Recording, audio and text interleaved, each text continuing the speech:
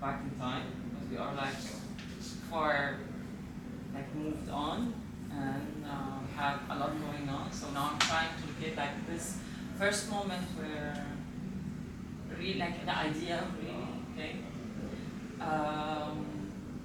So maybe where Basman Zaytouni already was in this year. I remember we were struggling, and I think like a lot of other organizations we were struggling, and I'm trying to understand our future with the global fund like decreasing. I think if I recall correctly, there was like COVID starting, and trying to figure out all new ways of working. So then we've got this call. I remember all starting with the Zoom call, if I'm not mistaken, with Asylum Access, because this is the organization we know, right? Like our partner was at that point that was Asylum Access, and getting to know the other 6 organizations. Like I saw like new faces, new people, new idea coming up.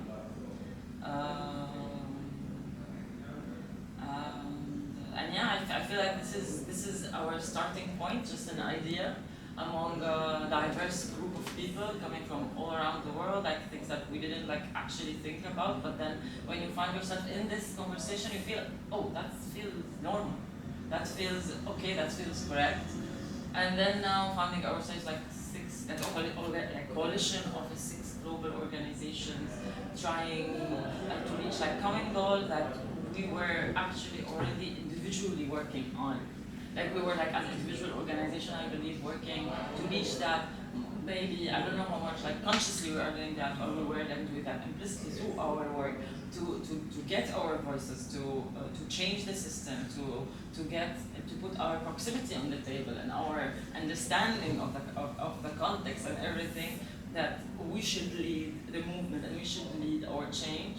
So when this conversation came up on the Zoom call, it just felt like this is so correct.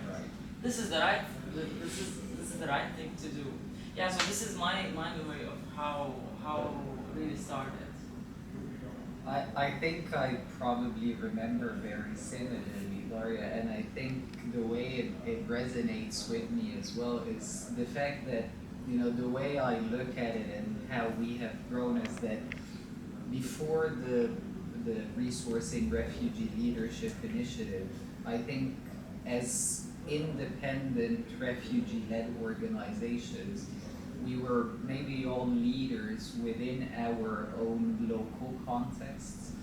And I think we were at a time, as you said, where COVID had been happening. And during COVID, I think we, at least especially in Egypt, came to the realization that, and despite the work we had been doing with other RLOs for a long time in Egypt, we came to the realization that the INGO structure, the UN structure, the traditional humanitarian services or assistance structure failed to respond to the needs of people by prioritizing the safety of their own staff without focusing and considering of what it means for UNHCR to be closed for an entire year, what it means for refugees who depended on financial assistance not to have access for it for 6 months. And the only people that continued working were RLOs. And I think, you know, the opportunity that was presented to us by Asylum Access and in this initial call, I think, sparked this idea in our head where we started thinking that this is not just about our own context. This is about a global movement that requires significant and systemic change for OLOs to be recognized as the primary and most effective actor in ensuring the protection of refugees as well as generally forcibly displaced communities, and in identifying the best solutions for them. And if I also remember what I really appreciate about the process of RRLI is the fact that I think when we built this process, it took us maybe a year and a half. And when we were building this process, I think we hadn't realized the full potential that this coalition brings. I think we started it as a potentially a grant-making mechanism for RLOs. And from what I am seeing, the more and more we grow and we contribute to this from our all different perspectives, it is becoming the global movement that is trying to affect systemic change by changing the power dynamics and the unfair distribution of resources, as opposed to simply just providing funding to refugee-led organizations. I don't know, Robert. Yeah, I think the same. Of course, I myself I cannot remember exactly when and all this start, but what I remember and what I know that of course some of us, like if I can take my case, I know individually we've been having some conversation with some of the coalition members. I remember, for instance, we've been discussing a lot with Sana in our various other engagement, like Sana have been together part of the global refugee-led network. So we had a lot of conversation, meeting in Geneva and other places, advocating for the changes that we want to see, in the refugee system. I think I've had some discussion, but of course, bringing us as coalition members and the individual organization together, and most importantly, people coming from different places, even not continent, because I know I come from Uganda, and you from Egypt, and the others come from different places. I think that was the most interesting, aspect of this, because when I look at, I myself, I know, for instance, in Uganda, we've been trying to bring individual refugee-led organization together, in Uganda. But bringing, as I said, individual refugee-led organization together from different countries, different continents, that's really very, very interesting. But of course, I do remember that one of the things that we've been discussing individually, or either when we meet at various forums, was how do we make sure that the refugee-led organizations get the support that they needed, to do their work, because there was no discussion, argument about the work the amazing work that the refugee-led organizations that we're doing, and of course, as Ibrahim says, the COVID-19 came up actually in to amplify this, because we all know what's happened, and how refugee-led organizations were actually the first respondents to this crisis, and to responding, supporting other communities, either in the urban or in the refugee settlement. I think this discussion started there, and again it was amplified by the COVID-19. And I think we've all seen a lot of papers and that are published talking about the amazing work that refugee-led organizations are doing. But of course, the very big challenge was, yes, they are doing, doing a very amazing job, but when it comes to the financial support, it was really low.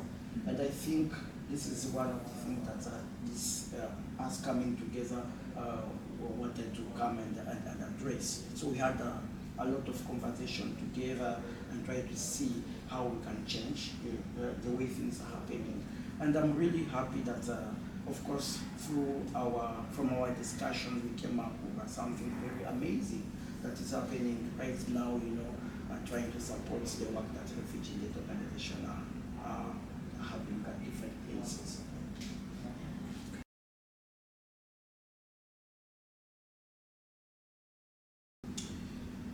Yeah, I think as a coalition we've had so far a great impact when I look at the number of refugee-led organizations that have benefited so far from our effort. I think it's around 17 so far.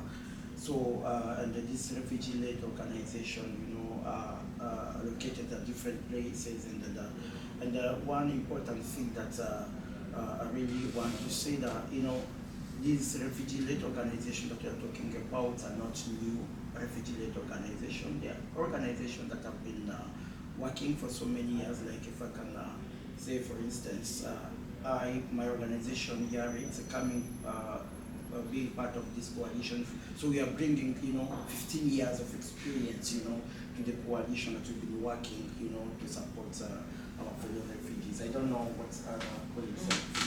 I think that similarly as well, Robert, when I think of the impact of the coalition, I have to think of us also as individual organizations. I think bringing together over 50 years of experience in refugee service provision through a community-centered approach that is refugee-led. And I think that is particularly unique because, and as maybe I already said, as leader within already our local contexts when it comes to refugee leadership, for example, STARS has been working for the past 6 years with approximately 30 refugee-led community-based organizations that all have now developed services, created streamlined sources of funding independently from St. Andrews. And I think that we can see the impact and the benefit of these services through also the resourcing refugee leadership initiatives impact reporting that doesn't just create a traditional sense of, oh, this is just what we do, but really looks at the impact on the community and the systematic changes that the resources we're trying to bring into refugee communities directly are having.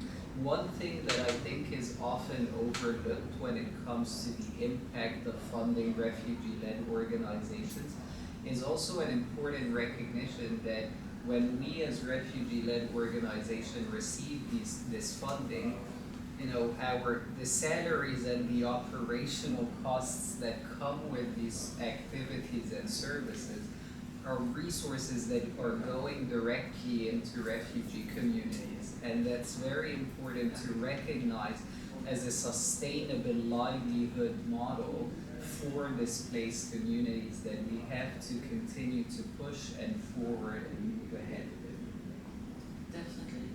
And the other idea, saying, also looking at the also operation cost, how to look at it, it's also part of the work and part of the support for the refugee and for the refugee community. Also, talking numbers maybe. For the past, for at least for past year, we've collectively and with really reached and impacted 600,000 persons. I feel like we need to take a moment and acknowledge this number because this is amazing, and a part of number and reach for people. I feel also I really want to talk about the point of collective knowledge that we bring, collective intelligence that we bring, and the experience actually that we bring together to the table. And when we put it together, how much challenges and obstacles we can overcome. Because it's not like Basma Zaytouna is alone facing an obstacle or a problem. No, I have peers with me that I can go to, and we can collectively support me with knowledge, with resources, with support, and actually also not to underestimate the psychosocial support that is really bringing to really members, and also to really grantee that we are a community, that we are a movement, that we can support each other, and this is one of the impact that we were on Basma Zaytouna, we were once having a trouble in funding, and then I reached out to one of the coalition members, and the most thing clicked when they said no one should face that alone. So this is also very important that you are not leaving, and it's we are with you, and us together we will work on it.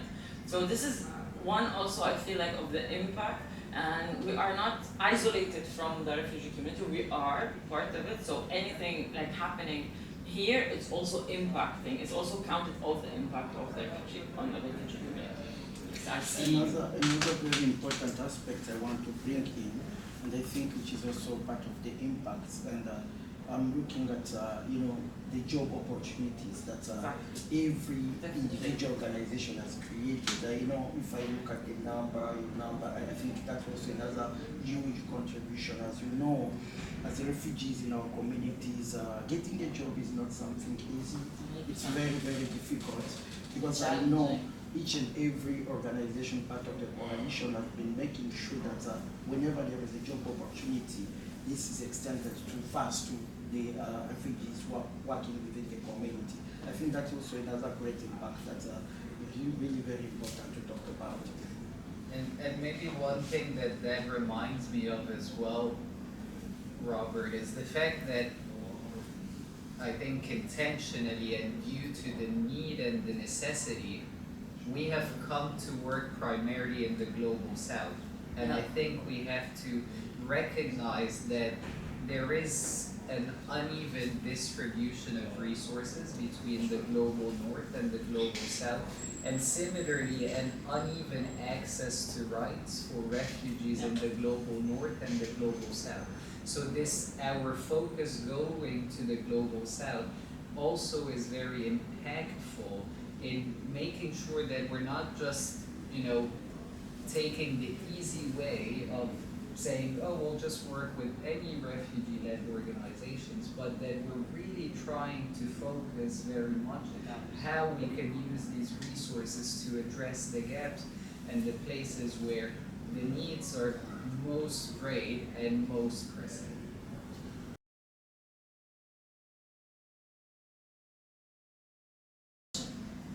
Okay, so the system change. Well, I think first change is a mindset change. Like, stop putting the money, the fund, in the center, and put the refugees, impact, work in the center, and all other aspects are support aspects, not centered aspects. And I think then things can start being better, and the system will change, because no matter if we don't change our mindset, and the system won't change.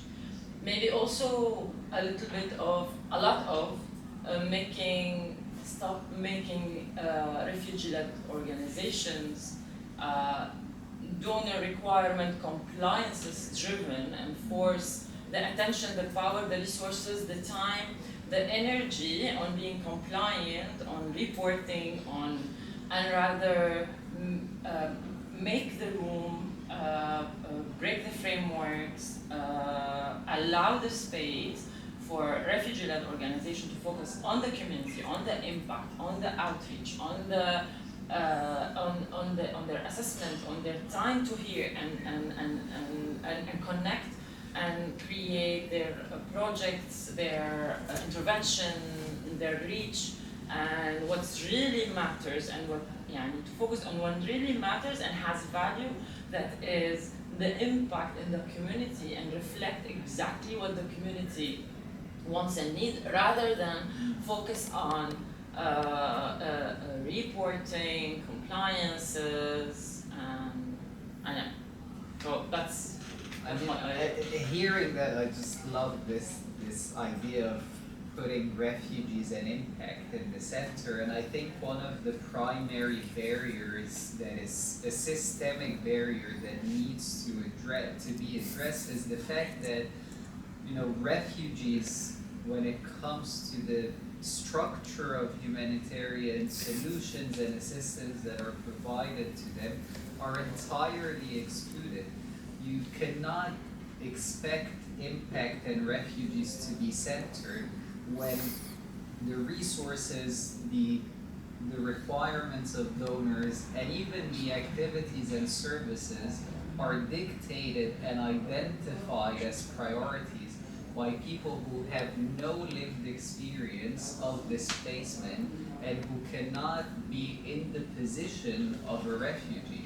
I think we are at a point in time where if you think of a feminist movement or organization that is run by men, no one would take that seriously. And not just that, everyone would significantly criticize it. However, this has unfortunately become the reality in the refugee service provision and humanitarian assistance structure. And as long as the power and the authority is not centered with refugees, then we are going to continue to orbit around these westernized and Western perceived ideas of what refugee priorities are, when really who should set the priorities are the people who are impacted by displacement and who take leadership and become leaders, whether it is in international NGOs or even UN agencies and humanitarian agencies. Refugees have to have a bigger and bigger role to take over the responsibilities and the work from your traditional humanitarian worker that is from the global north, that is dictating. This is the way that you start building a bottom-up approach to solutions for refugees and displaced communities. And as we know and as we have seen in many social movements, a top-down approach to identifying solutions fails every time to make meaningful impact.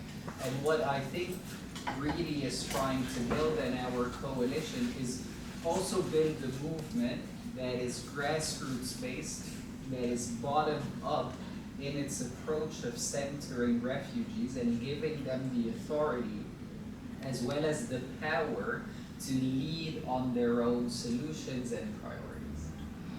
Yeah, I think that's really great, and I think that is really very important to say that in all this, refugees should be really part of all the discussions.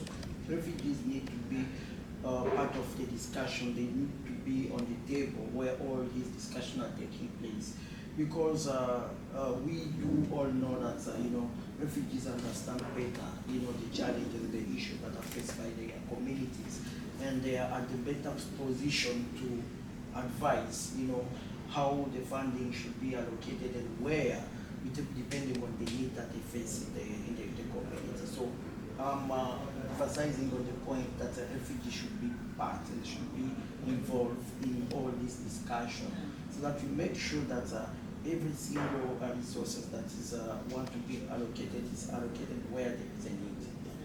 And maybe taking it from that, as one of our coalition members regularly reminds us, refugees should not have a seat at the table. Refugees own the table. Exactly. Yeah. We should own. And anything less than that should become unacceptable.